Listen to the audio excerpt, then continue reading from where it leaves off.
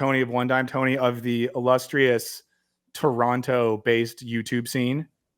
For people that don't know, I do think this is kind of interesting because digital media creation and YouTube in general is so atomized all over the place. Who knows where people live? It's not really about like in-person and human community. I feel like the Toronto YouTubers are one of the only community that I know of video essayist and left-leaning creators who interact in person. Can you tell us what that's like? Interesting. Yeah, I haven't actually spoken much about that at all. I've been very low key about. Oh, is it a secret? Should I not say that? It's not a secret. No, people can Google it. But it's cool. You guys should talk about it because I think it's a thing that can inspire others in really cool ways. Yeah. So that's all thanks, I would say, largely to JReg, the YouTuber JReg, Greg.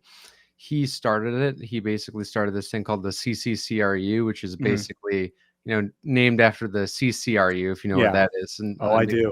And all of that kind of weird stuff. We basically wanted to create a sort of like cafe society, but for, it started off with just 8 of us, 8 YouTubers. Now it's 12.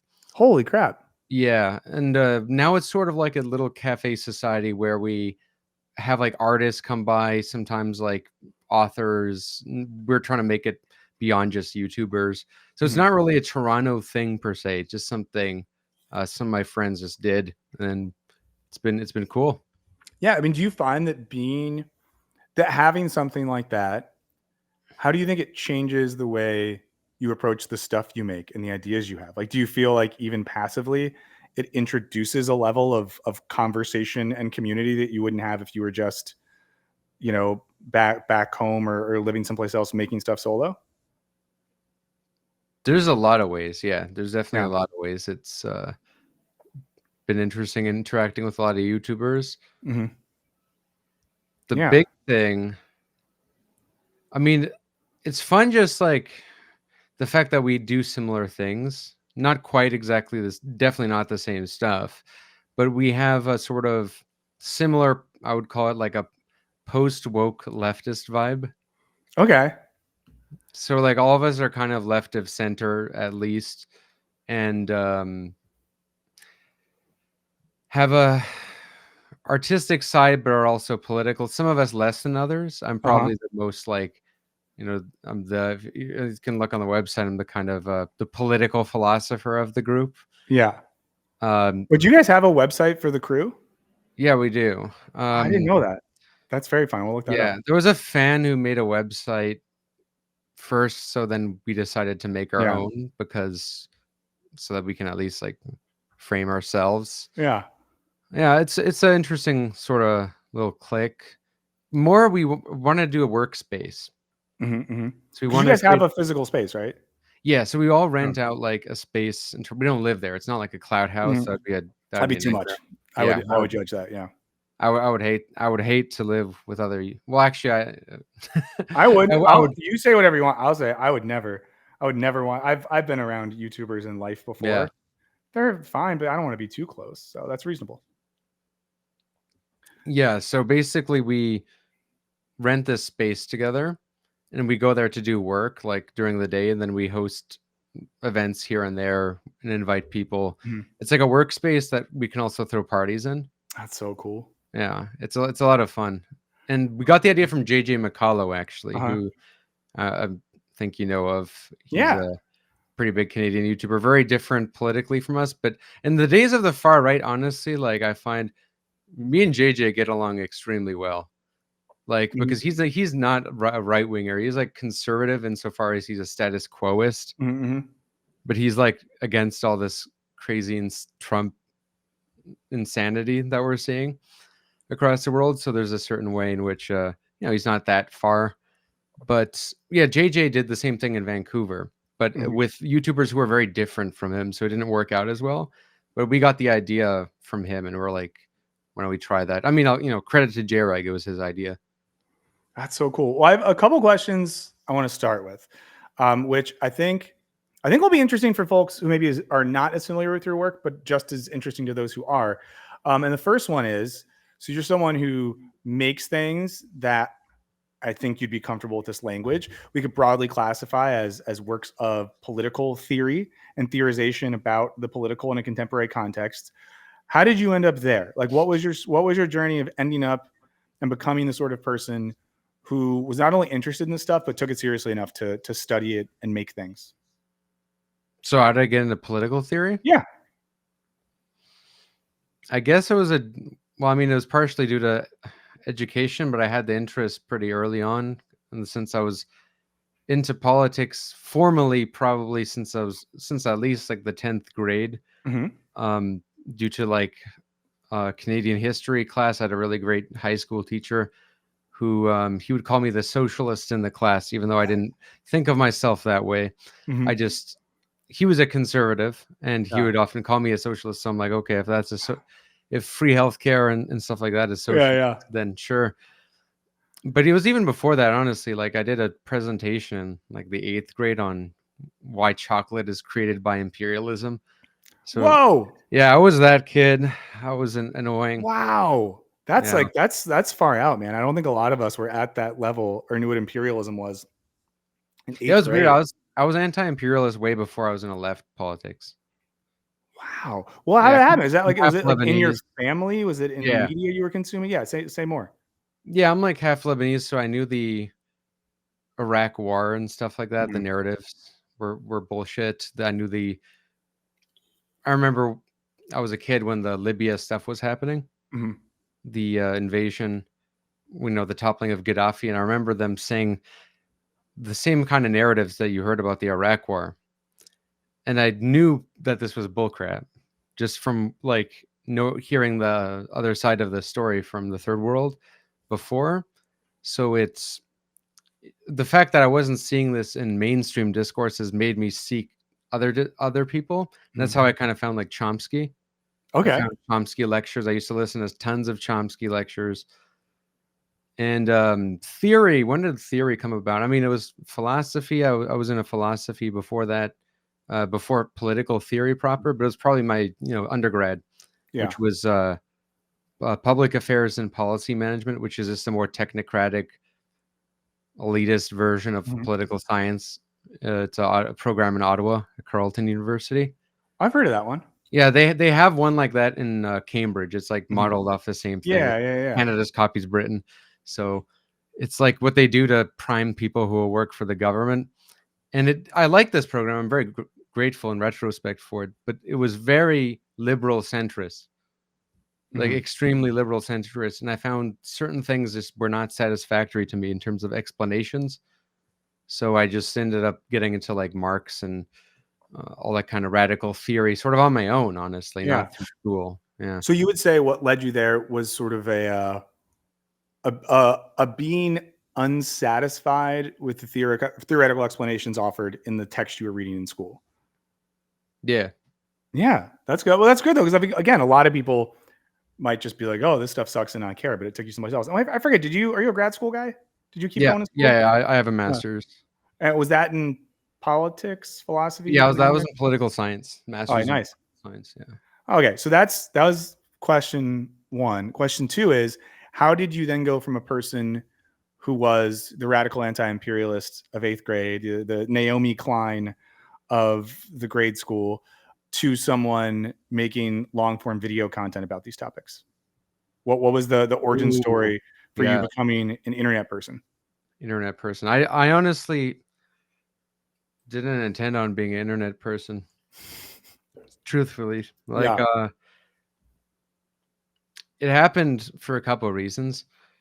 So I didn't even watch like left wing YouTube unless you count people like the news people. I knew of the Young Mhm. Turks and Yeah, yeah.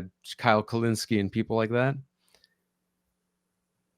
But I wasn't aware of like left tube, because it was Mhm. very new. Yeah. In 2019, I started to hear about it largely. Why? Well, I don't know how I found it. Honestly, I totally forget.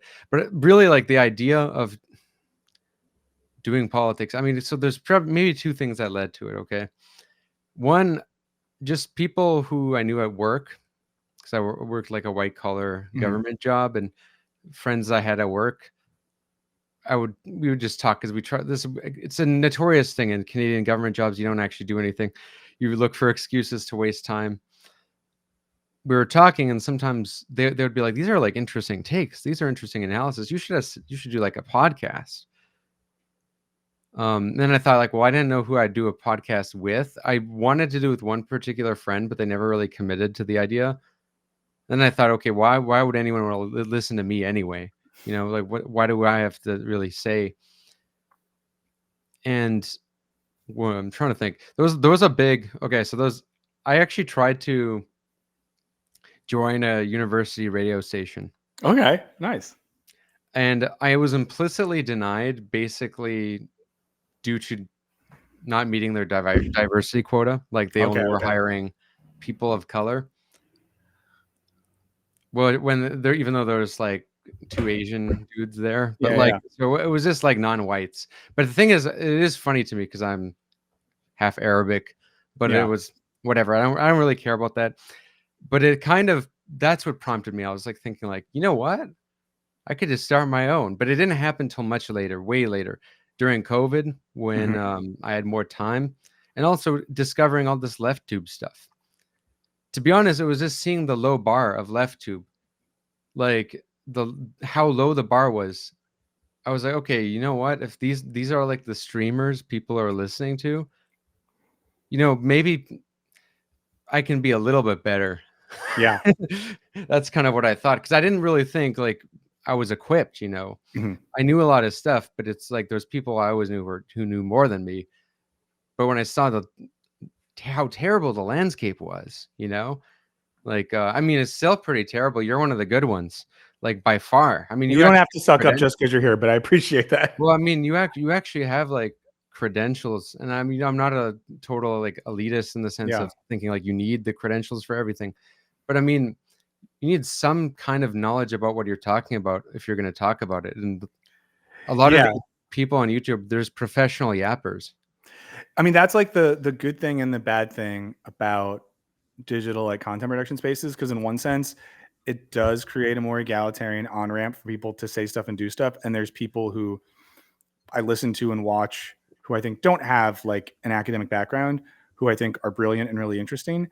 The hard thing is that it creates a way for people who have no idea what the fuck they're talking about to speak with an otherworldly confidence in a way that is convincing.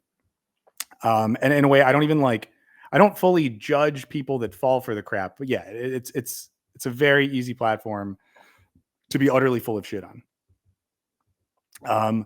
Well, here's a question. So for your work, when you started making stuff, and I imagine this is something that evolved, was there any sense of like, this is the space I want to fill. This is the brand I want to have. This is my sort of thesis statement for this channel. Or initially was it like, I'm just going to make some shit that I like and see how it goes? Yeah. So the thing that deterred me from ever doing YouTube is the fact that you have to be a brand, and that people are their brands. And then once they commit to a brand, they have to live up to that brand. Yep. And I always hated that idea. So I thought, okay, maybe the only way to avoid getting sucked into this is maybe I consciously make my brand about not having a brand.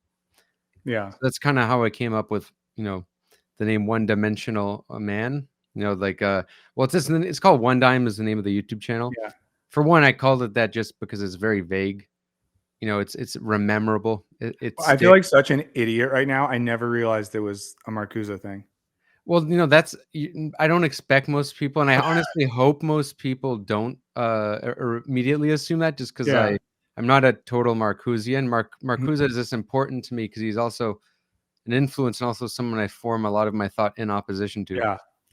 But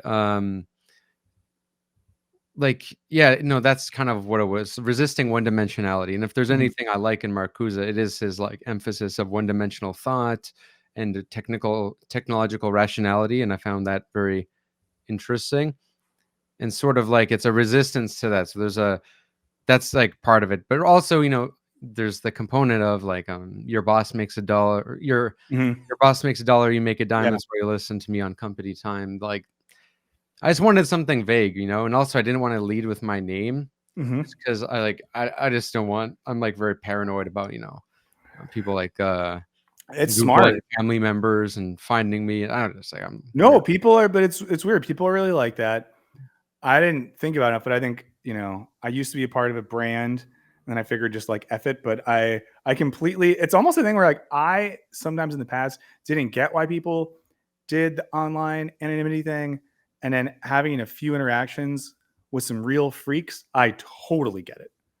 Because people can get hella weird. So as the project has developed, like how would you characterize it now?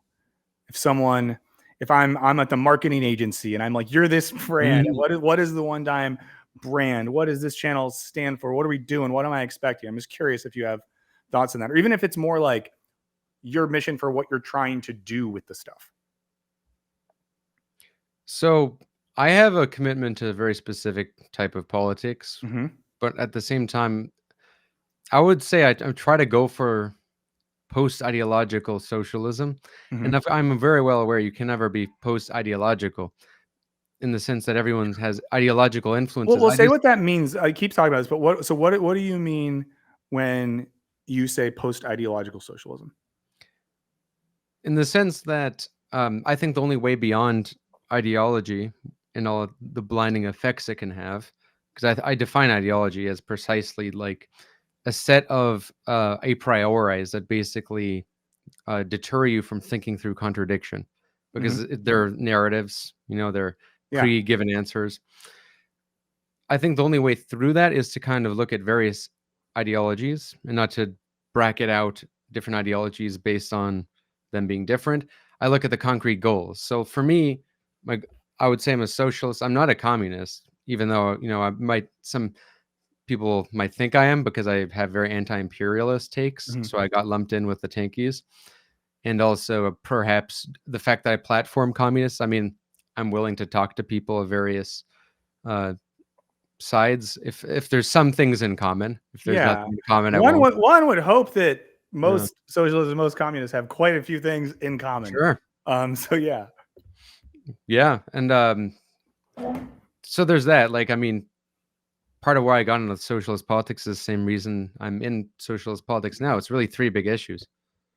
I mean, I would say it was, it's inequality. So I think there Mhm. should. It's very, very simple. I mean, this Tupac brilliantly put it in his famous interview. It's like there shouldn't be people with like a gazillion houses and and so much money and people on the streets who are poor. It's just like little less inequality. I don't believe in the no hierarchies. Even classless society, I don't know think I believe in that either. But can we get to a point where class differences are pretty negligible? Mhm. Maybe. And I think that's what I would hope for. And so there's that climate change. That was a big thing. I think that's the actually primary contradiction, honestly, before capitalism. And the third thing, which is like anti-war stuff. I mean, that's how I could get along with Mm. libertarian friends. Yeah. I still miss those days, the Obama days, actually, when Mhm. you could Mhm. have like your libertarian friend. You would agree on like the wars being bad, but you would disagree on economics or Yeah. some cultural stuff. Yeah, I mean there was an era where it felt way easier to have like friends and intellectual sparring partners from diverging ideologies because things felt so much less like culturally grounded and so much less team sportish. And there was like underlying principles that you could find a common ground on before we just went full on ideological culture war. But Yeah. that's good. But I think it's important to like describe it like that too, because I think there's sometimes as well where even a moniker like socialism, anarchism, communism, whatever you want it to be, can for some people like obfuscate the ability to articulate like what you just did, some very clear things. Because I think what we're seeing, and I know almost nothing about Canadian politics, so I don't even want to try to say anything from my end on it. But like the very clear thing we're seeing in the States right now is that left leaning or like social democratic politicians are way more successful when they're just like, here's three propositions. They're about housing and wealth inequality and transportation. And they just like say those things and they get Mhm. at material needs. People get on board with that. Obviously, Mamdani is like the big example here. Whereas so much of American liberalism is like abstract cultural language and signifiers without a lot of material connectivity that people are really done with. Like there is the era where Obama got to change American politics by saying hope and like cool posters. And like I get it. Like I was excited about that in 2008. It seemed like a big deal. But we've gone so far beyond that. And I haven't read the book, but I read some of the excerpts this week of Kamala Harris's book 107 Days. And it's just clear that this is a person who's like ideologically incoherent because she's still trying to exist in a world of liberal politics as cultural vibe signifiers. And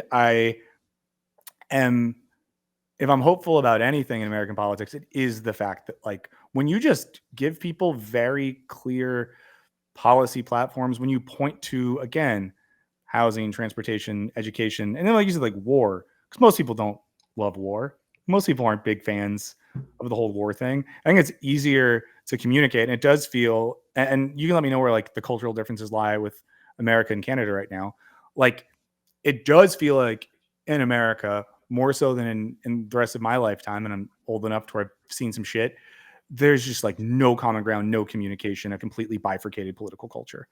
And it seems like one of the only ways to get back there is a reduction of things down to some of those principles. I just have to note someone in the chat said she's a cop, quoting Kendrick about Kamala's book opens, with like an epigraph, or like not an epigraph, like a quote from Kendrick Lamar, which seems freaking hilarious.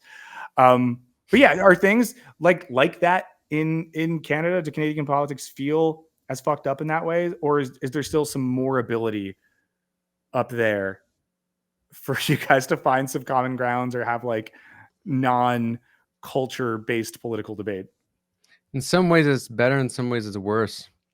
I think actually we had if we're talking about like woke liberalism, we had probably the quintessential woke liberal prime minister, which is Justin Trudeau. Yeah. He took a very different approach from like the previous liberal leader and the current liberal leader, who I'd say is more post woke. Mm-hmm. Like we had Jean Chrétien, who's the previous, or actually it's Paul Martin, who's the previous liberal leader way before. Basically, they're like very neoliberal, status quoist, Blairite. There was a kind of surge of left sentiments in Canada, you could say, in response to Stephen Harper and all his austerity. He was the leader of the Conservative Party. And what ended up happening is Justin Trudeau kind of rode that left sentiment, but avoided any sort of economic populism by basically tapping into all of the cultural stuff. So, and paying lip service to some environmentalist ideas. So he would, he made a big show of having like the first, like perfectly gendered cabinet. It was like, equally amount of women and men. He made a big deal about like crying about Indigenous issues, spending a lot of money on PR teams to talk about like Indigenous culture, but still like not do anything about the land rights disputes when it comes to like, the Indigenous peoples in BC not being able to resist pipelines being built on their land, or, clean drinking water, like not actually dealing with this, but, speaking the sort of like woke sensibilities. Like there's this famous scene where Trudeau is saying, oh, it's not mankind, it's people kind. Yeah. Like, or just stuff like that, and that really, when you do nothing and you continue to like do this performative, progressive etiquette, it really pisses people off on every side. The only people it doesn't piss off are the people who kind of are enforcers of this sort of thing, when they're like in the upper managerial positions and they can feel good about themselves that they, met their diversity quota or whatever. And so I think Trudeau actually, in a certain way, paved the way for like very reactionary sentiments in response. And it really sucks because there's a problem with our party. We have a left party, so in that sense, it's better because we at least have third parties that have a reasonable chance. Well, I'm gonna ask the stupidest question, because you guys have like is it basically the UK parliamentary system? Yeah, almost the exact same. Okay, great. Just making sure. I was so embarrassed to ask that because I wasn't sure, but okay, yeah, because that's always seemed like, as someone when I lived in the UK, not a perfect system, But I was like, okay, at least it is a system that has the ability for parties that aren't one of the two main ones to exist. Yes. So we have it. It's not quite as good as like even the German system where you have proportional representation, but we at least have like a parliamentary system that makes things a little simpler. You just have like one election, everyone's elected all at once, as opposed to Congress, Senate, President all separate. We have a third party, the NDP, which is sort of a social democratic party. For a brief period, it was a neoliberal party. And back in the day, it was a full-on socialist party, not a communist party, but like a democratic socialist party, right? When it was called the CCF under Tommy Douglas, the Cooperative Commonwealth Federation. Now NDP is sort of in a transitionary period. They're picking a new leader, so I don't really know how it'll end up. There's a interesting race going on, so we'll see who becomes the leader. But I will say this is the big problem with Canadian politics. The NDP, while under the previous leader Jagmeet Singh, was definitely to the left of the Liberals economically. He embraced wealth taxes. He embraced, childcare. He embraced jobs programs, very progressive environmental policy, a bunch of stuff like that. However, they kind of tailed all of the same wokest kind of sentiments of the Liberals, all the same kind of like language obsession. This idea that whenever they talk about class, about poor people, they can't just say like poor people versus the rich. They can't just talk about class. They have to say it in this very way, which is like, oh, this marginalized community the most, this marginalized, and it's very like they set themselves up to failure by like dividing people. Yeah, I want to interject here because this is a good time to ask this. And a couple of people have asked a version of this question in the chat. I'm right here. Self-destruct says, so what does post-woke mean? I've always understood woke just to be a derogatory right-wing term for having empathy and compassion. I think it's important because I think like the woke, post-woke thing, it's language that is like slippery, means a lot of different things to different people. I think for some, they might hear post-woke and think that means like you just like say the F slur. I don't know. What does it mean when you describe politics in this context as post-woke? And you started to do that before, but if you can just kind of speak directly to that, I'd be interested. So for those who want a longer answer to this, you can follow me on Substack. I'll be publishing my genealogy of wokeism article on Substack. Oh, cool. I'm launching a Substack. Well, I already have it. I just haven't posted anything yet. But that article is done. It's just being proofread. I've elaborated on it in various podcasts I did on One Dime Radio, and I think on the Plastic Pills pod, I talked about it too on how I define wokeism. I mean, first off, before I get into the definition of wokeism, because it's actually kind of complicated, just what I mean by post-woke is as opposed to anti-woke. So if you're a person who's woke, you're obsessed with enforcing what is the correct sort of etiquette, the correct sort of consciousness. If people use the right language, it's a zero-sum view. Like if we may disagree on like a cultural issue, but if we agree on an economic issue, they're still like not allies. It's a very friend-enemy distinction way of viewing things. Anti-woke people kind of really have their brains melt, and you see this with a lot of like anti-woke YouTube channels, or people even like people who I've seen on the left who get really annoyed by the wokeism thing, which I understand, but then they kind of let themselves be defined by it. Anti-woke people are defined more by what they oppose and what they support. And sometimes they can become full-on reactionaries sometimes, like if they just let it consume them too much. So I would say post-woke in the sense that I think for one, like, it's just non-woke, but it's not anti, so like anti-woke can go into really weird directions. Some people said, I thought woke just meant compassion or whatever. Yeah. Look, the problem is when it comes to the substance of what wokeism is, people tend to mean very different things and talk past each other. I see woke is what I think a lot of people intuitively see it as, which is more of a style of politics as opposed to any political content itself, right? It's a style. When we think about like famous people who often get associated with wokeism and people who don't, who might actually have very similar ideas. Like look at Elizabeth Warren and Bernie Sanders, or even AOC, less so AOC now because she's changed a little bit. I think AOC has gone in a post-woke direction. But AOC and Bernie at a certain point, she would always get called woke. Bernie wouldn't. Or even like, I don't know, Justin Trudeau. He's the woke bae, right? Why are they labeled? It's because it's a certain demeanor, it's an appearance. It's this idea of like it's an obsession with the right words, the right terms, the right etiquette, as well as this idea that, it's an approach to politics. So I quite simply, to define wokeism, I view it as a style of politics that assumes that the precursor to political solidarity is not mutual interests, but mutual consciousness. So an awakening to the correct consciousness, hence the word awakening, awoke. If you look at like woke politics, even on the right, which I write about in the article, there's woke politics on the right. They're all obsessed about like having like, are you enlightened in the right way? As opposed to, do we have common interests? Because let's face it, in very diverse societies, there will be disagreements inevitably. Like some people are just like on like, let's say even abortion, for example. People who are like super hardline on that, you know this as well as a Catholic, right? Some people, it's really impossible to move them on that issue, right? But you can agree on other things, or you can agree at least that maybe like the Democratic majority should decide, right, on that issue, as opposed to a bunch of random dudes. Yeah. Well, and I want to note this as well, because it came up in the chat, that at least in an American context, there's this weird thing too that's happened with like how we talk about woke or wokeness.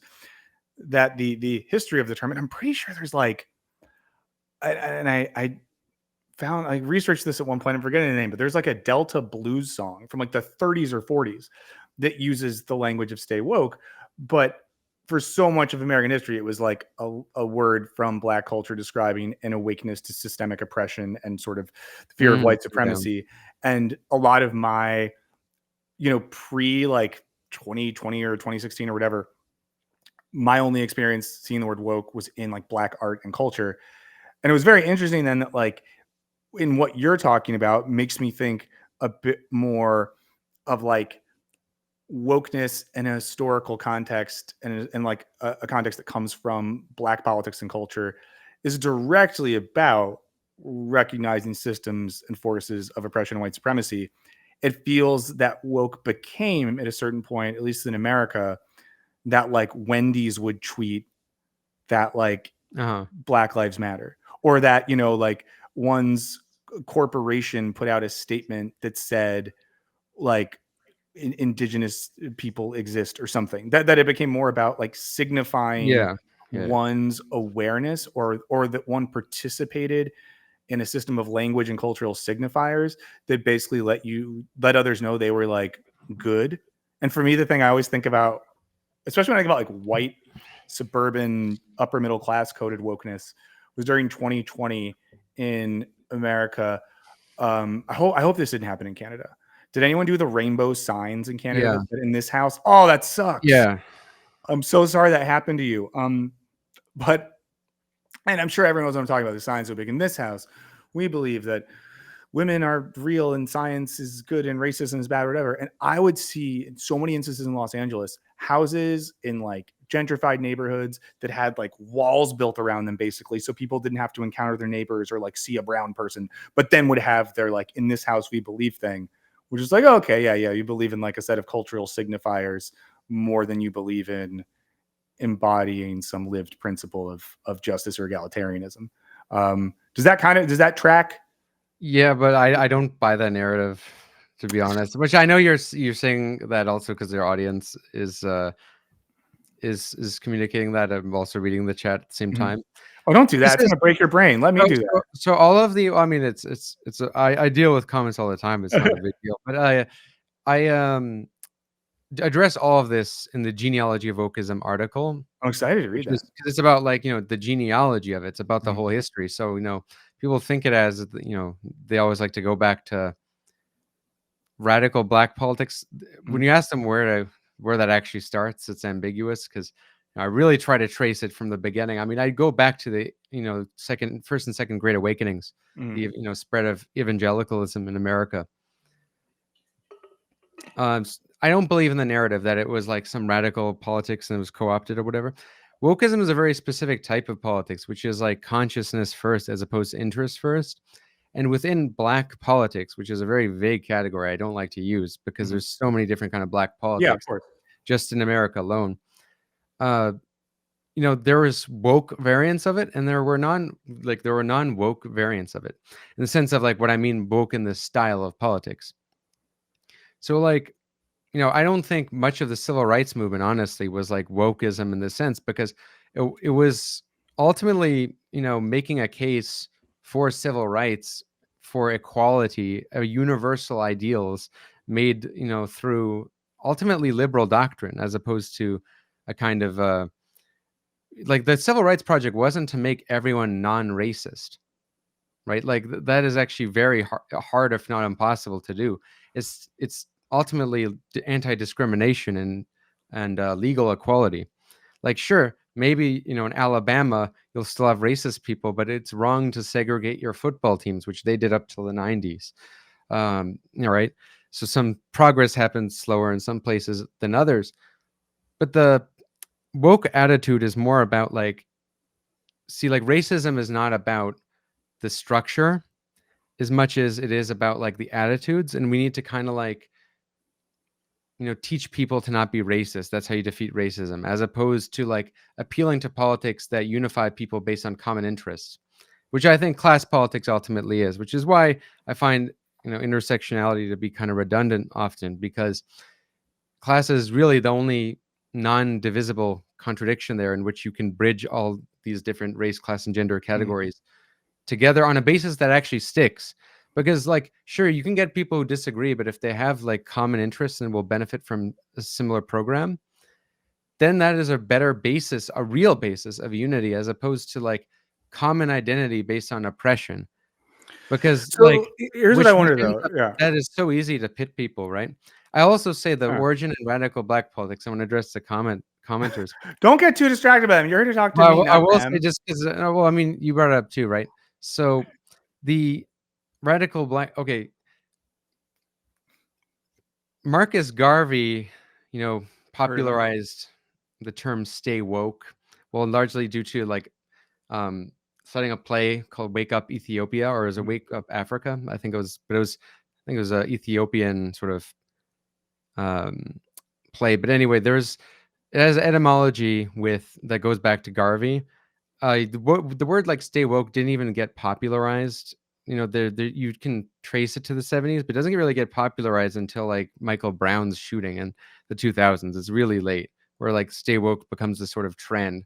So if we're talking about like "stay woke" is something that started off in like Black communities and then it got co-opted, I mean, we're talking very recent history. Mhm. And if so, I mean, to me, that is less significant than what most people really mean when they say like they're annoyed with wokeness, which includes a lot of Black people.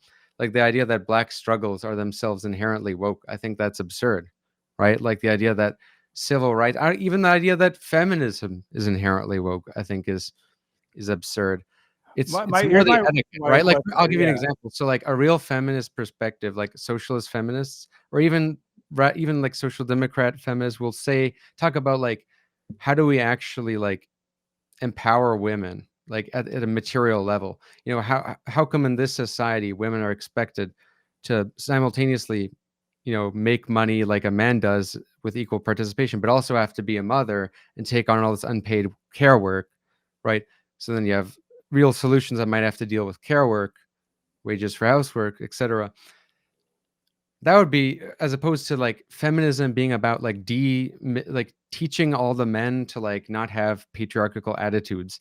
Mhm. No, the way you undermine patriarchy is by like undermining the power imbalance between men and women, not by just like telling men or whatever. The wokest conception starts here first, as opposed to reality first. That's Well, what so I'm here's what I wonder though. So I agree with like chunks of what you're saying, slightly disagree with other parts, but I think that what you just said about like feminism is an example of there's sort of the woke version of the thing, which is like we teach men to be good, and like commercials have lesbians in them now or whatever, as opposed to material and economic conditions that fundamentally create equality for women and sort of take gender distinction out of this sort of stuff.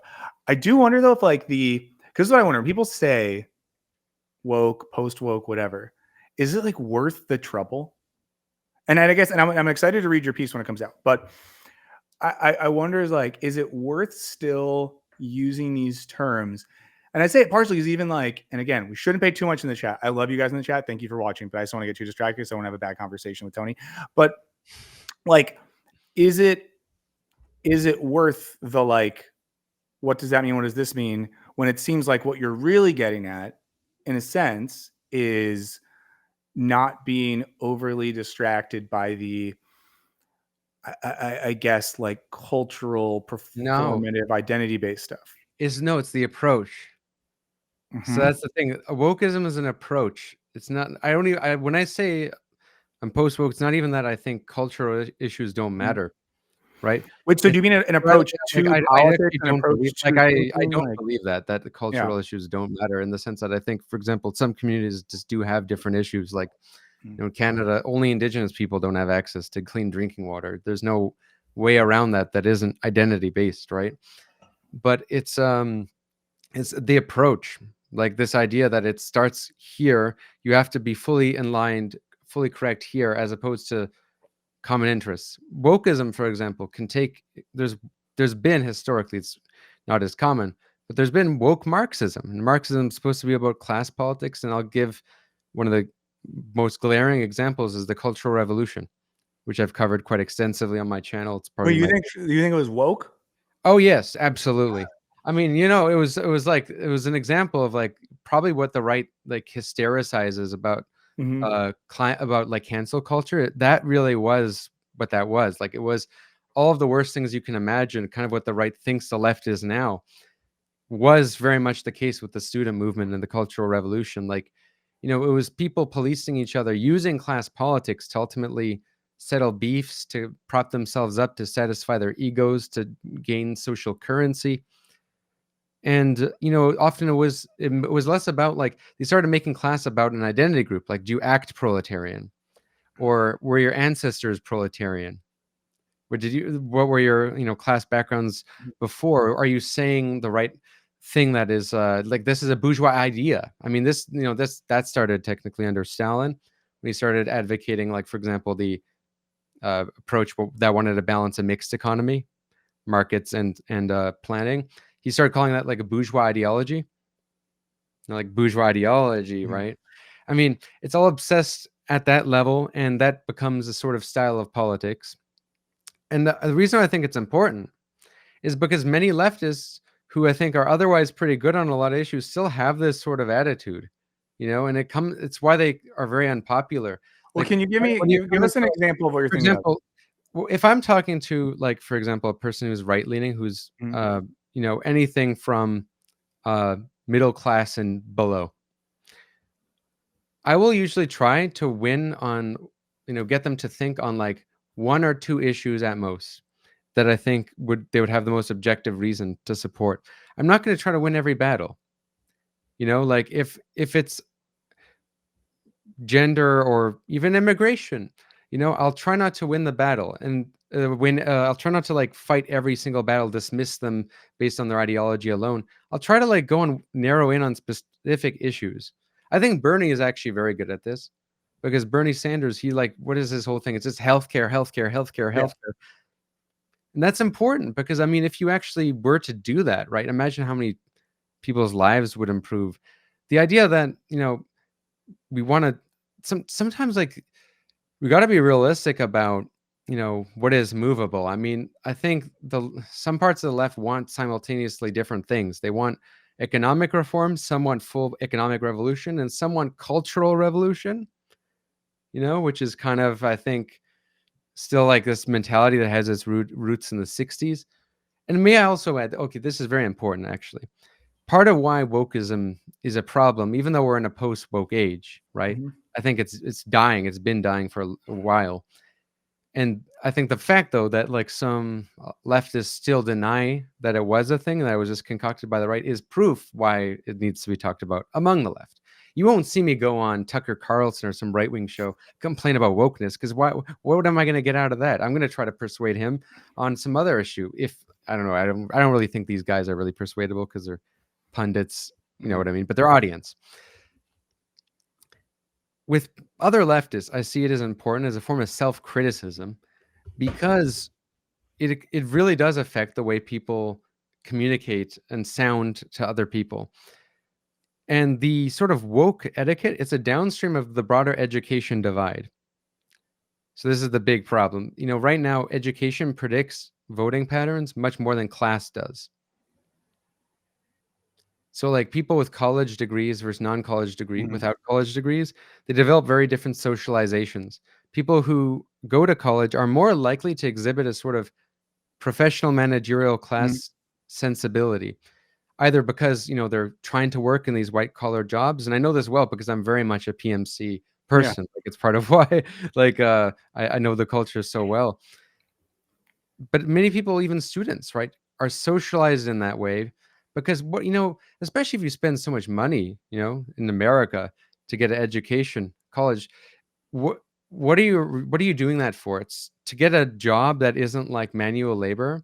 And if you can't do that, increasingly people can't, but you want to show it off somehow. So it's a kind of currency. Oh, I know this. I know about colonialism. I know about decolonization. You don't. I know about gender. I actually know it's very more complicated than man and woman. So it rubs off in the way leftists appeal to people. And that's kind of why like what we might think is like it's just a thing concocted by the right. In reality, it's a big problem that's not just in the US, it's in Europe too. Thomas Piketty wrote about it probably best in what he called the Brahmin left versus the merchant right. And he primarily wrote about Europe. And he called it the Brahmin left because the left today is kind of like coming from this PMC angle, and it's like the Brahmin caste, and it's about being the most moral, the most holy. The Brahmins in India like to brag about how they're vegetarian, right? They treat things as sacred. Well, he applies that term to the left because that's kind of what it's become. And it's not just liberals, it is also kind of in the quote unquote real left insofar as But it does feel like that's in a good way, if not dying, fading out, at least in like yes, mainstream American politics. by And it was force something, yeah. because But the no, right. but well, yeah, because of the right, but also like even like some of the American politicians, and again, this is not me trying to lib out too hard, but it's also being realist in terms of we're in the system we're in now. There's some people that maybe have a chance to do some stuff who I like better than some of the other guys. But I think when you look at the success and the populism of, we talked about like Mamdani before, but people like Tim Walz or the governor of Illinois, J.B. Pritzker, they've done a pretty good job of threading the needle in terms of speaking a relatively progressive language that goes beyond some of the cultural signifier stuff you see from the more quote unquote elite, cadre of the Democratic Party. I mean, I think you still see that with like a Gavin Newsom, for whom politics is posting the right way and like making fun of Trump and being like California's like we're very gay and we have lots of computers and that's awesome. Also, I hate homeless people. So I think that it's slightly heartening to see a bit of that shift. And I think, I don't know, I'm trying to think because I do feel like there was a peak. There was Yeah, a when peak Trump in my won, experience of like, AOC, when Trump got reelected, AOC took her pronouns out of her bio. yeah, no. And I think I think there's a sort of part of it feels like around 2020 for a lot of reasons in some circles, there was like a hard overcorrect. And I will, without shitting on particular organizations or whatever, say that there are, you know, um, political organizations that I've been a part of or affiliated with here in south of the border, south of your border, where it felt like things went a little too far at one point. And by that, I just mean like that the particularity of language, and I guess what you would say wokeness became more important than like organizing and doing stuff. I'm glad to say, at least in the communities that I've participated, things have seemed like they've leveled back out in a way that Oh feels yeah, good. I think wokeism is on the decline, which is why I think Yeah. people who defend it are on a sinking ship. Yeah. I I don't, I do but think who's it still roots like, do deep. you think there's a lot of people that are really seriously defending it as a thing they care a lot about? Um, well, it's still around because of the fact that it's materially constituted, right? Like the wokeism problems that downstream from the broader education divide. So the most that people who are like, educated in urban areas, either university towns or big cities, the best they can kind of do is like not act woke, which I think Zoran Mamdani did pretty well, like in the sense that he stuck to just issues. Then again, the fact that him and Raji, the New York DSA, who helped get him elected, are primarily students, has a big limit to like what you can do with that. So like when people say Zoran is like this model of success, I would say like, let's remember that this is New York City. That New York City is where he won. He didn't win in Arkansas or even Southern California, right? Yeah. I think he did some things well, right? So like he stuck to the issues.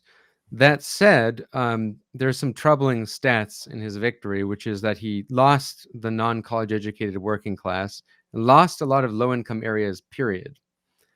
He won a lot of surprisingly like middle class and even like some upper class voters actually.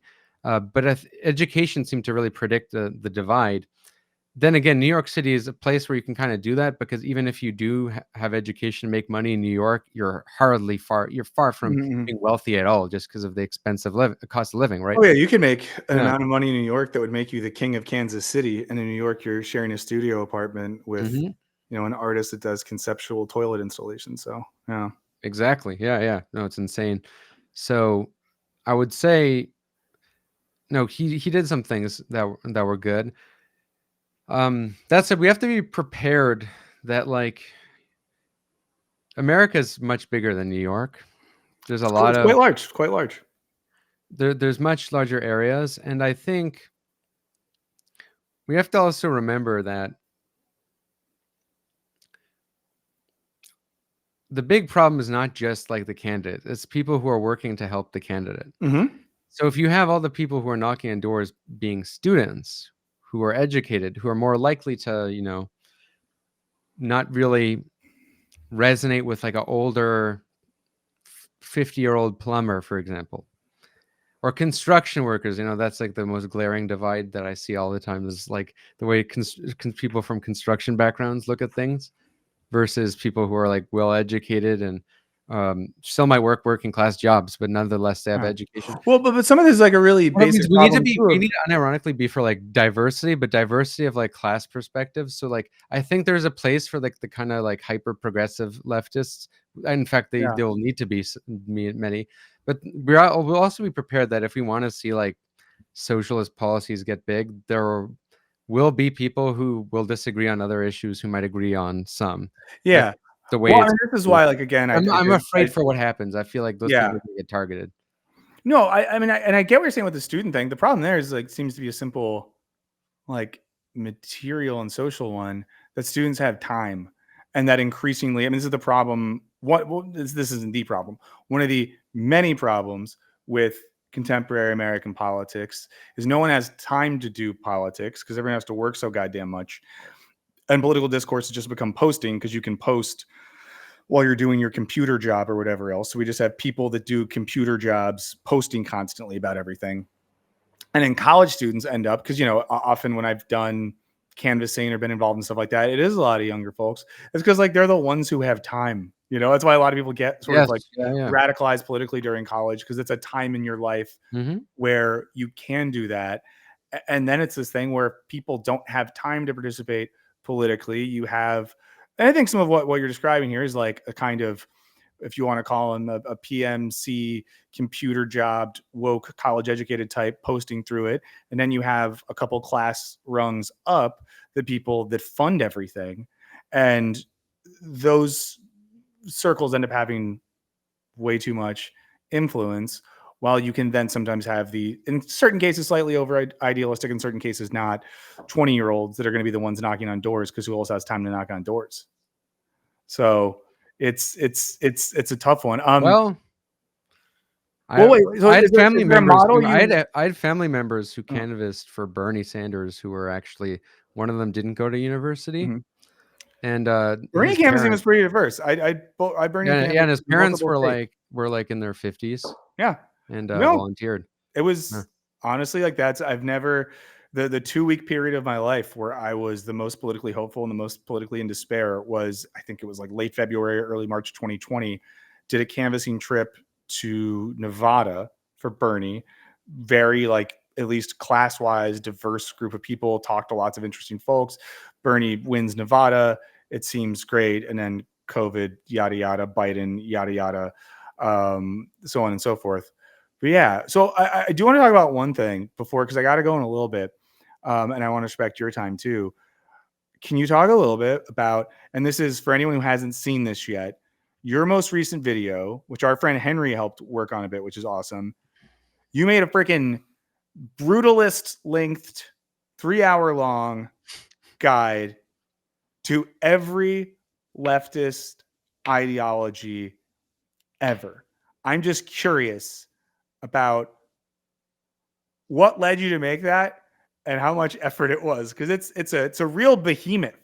And I was surprised when I was watching, like, the level of specificity. Like, I learned about new types of leftisms from what I thought there was four, but there's do you know the number, how many subcategories you get into in the video?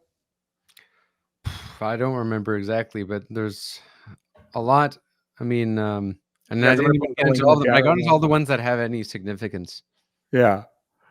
But what was like the motivating factor there? What led you to want to do that? Because it seems insane. Yeah. Okay. So you won't believe this. I thought it was going to be easy. I thought it was going to be easy because You need to consult others. I had known too much about this. Like, I'd known way too much about this issue. I also, so I thought it was going to be easier, but it was not easy just because of the length and the time and it was just it was an exorcism, to be honest. I'm never Uh, making long videos again. It was also exorcism talking about all this Marxism. Like, it just made me so post-ideological now. But the other thing is the fact that I've seen so many people get into leftist politics, and there really is a pipeline. And because how things tend to be, people tend to, when they get into leftist politics online, because a lot of people, that is how they get into it. They fall into like usually three camps or a fourth non-ideological camp, but they fall into either like democratic socialism, anarchism, libertarian socialism, right? Or Marxism, Leninism. mhm. And often, the people who are outside of that are like post-ideological. So they're either like Marxist academics who don't like to use labels, because most academics don't use labels, Yeah, right? hold on. I just want to start some fights. Everyone in the chat, say which one you are. Keep going. That's a good idea for engagement. Yeah. I'm just trying to just Uh, blow the community up. Hell yeah. So yeah, no, then there's that other category. A lot of people, I think most honestly, like non-online people tend to just be like, well, I support that policy. I support this. They're not like, oh, I'm this or that, this ideology. But because this is the way the pipeline is, like these are the three groups that tend to self-identify themselves in that way. People get sucked into like, I think what is a very wrong way to look at politics, and they end up supporting politics that they don't even know what it is really, and associating with people who would probably kill them if they were in power. One of them is Marxism Leninism. I'll tell you this about Marxism Leninism: like, I never liked it, but it was the kind of thing where I tolerated it because there's many good people on both sides. There's many good people on both sides. But yeah, I know many good people who are Marxist Leninists who are well-meaning, but it is an ideology that most people don't know the history of, Mhm. and like kind of just spread bullcrap narratives that really have no like that they get usually from like a couple of YouTubers who other YouTubers got from other YouTubers, and they go spread that. And really, the origin of that is the propaganda of the communist state in question itself. There's a lot of bullcrap in this sphere. So I wanted to Mhm. make a video that I wish would have saved me time when I was getting into this, When you you were know. shopping for an ideology to identify your life with? Not so much. It's just that I saw this and I learned through like history books, seeing how bullcrap so much of this was. But it would have been easier. I wouldn't have had to read all those history books if I just, there's a video that explained the actual historical context of all these ideologies. So many people explain these ideologies without their context, Mhm. and if they do with the context, they'll usually do it in a way that it already it's from that partisan's perspective. So they want to just like paint it as good as possible. So people who tell you about Marxism, Leninism, they'll teach you about it in a way that like already just like is geared to make you think it's good and validates and gives excuses for it, right? As and the problem is, I have to say, the reason why there's so few good educational videos on this matter is due to the decades of just McCarthyite kind of one-dimensional views of like communism is Marxism, Leninism. Like people talk about communism is totalitarianism. Look, I'm not a communist, but I don't think all communism is totalitarian. It's just not. It's Right. not. But there certainly were, I would say, like communist parties and governments that were totalitarian, but because that everything gets painted in this one broad, um, brush. The problem is that like some people, they don't trust the dominant narrative, so they'll go online and they'll start thinking like the opposite of what they're told is true.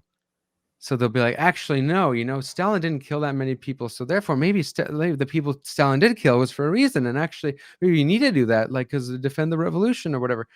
You really see this, and it's something that I thought was the problem is most people who are serious don't take it seriously. They don't debunk it. So then all these people are in their echo chamber, and they believe this nonsense and never gets refuted.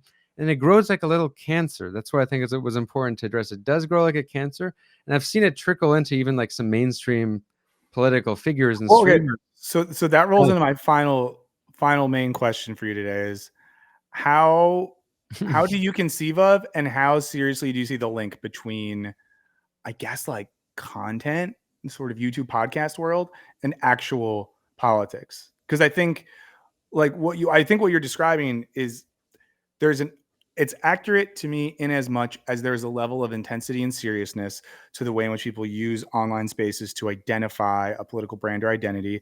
I've definitely seen the thing where people I had a friend who once referred to this as like bloodthirsty young communist, someone who gets sort of radicalized and is quickly like, no, but here's why Stalin was good, actually. There's like that type of thing. I wonder how much you see There's that soft version of it connecting to like actual organizing in politics other than content consumption and identity formation via content consumption. I would say it's all connected, because if you're organizing with people and they ask you about socialism, Stalin comes up. What are you going to say? That's why, people say it's just online. You need to have I've never been asked about Stalin. That's a true thing. And I'm sure people do, but I have all the time. I mean, all the time people, it's a common just anti-socialist talking point, which is like, oh, Soviet Union this, Soviet Union that. They love to bring it up. And I think it's much harder to make your case if you put yourself aligned with that legacy than if you distance yourself from it, right? And it does trickle into, I mean, I've seen it actually, like with like real life quote unquote organizers.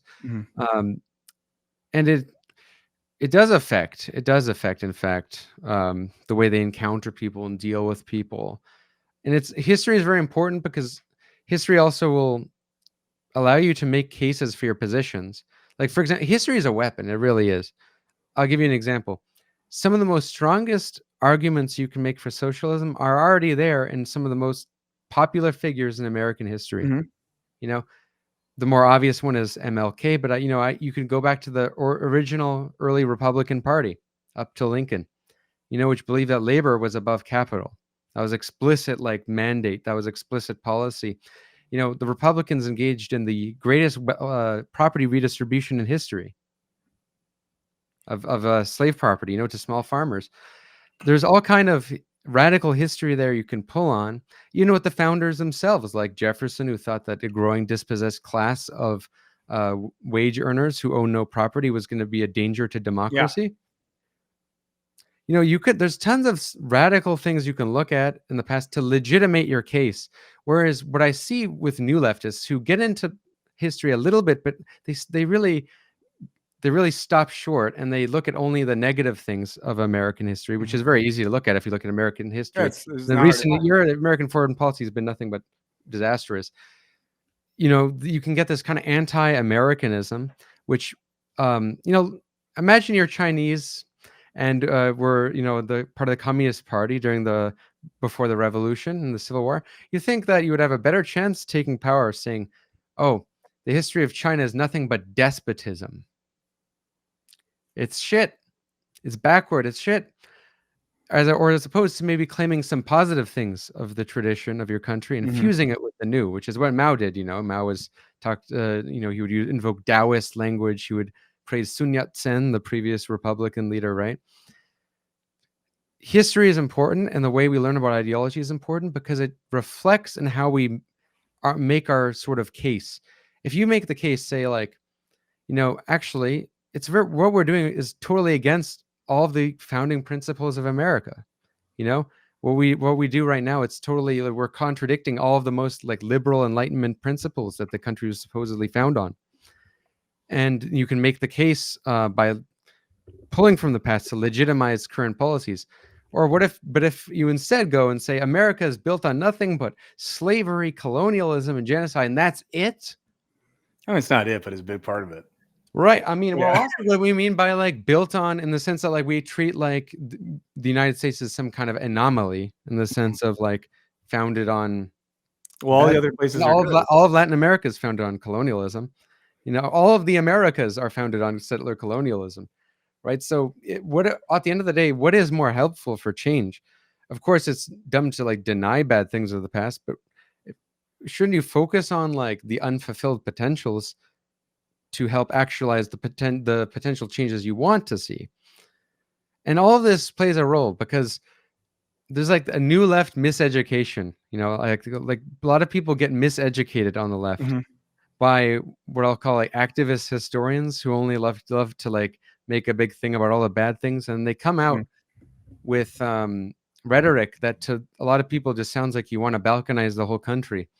And to some people, they'll come out and say that's what they want to do. But most normal leftists don't want to do that. And most normal Americans probably don't want that.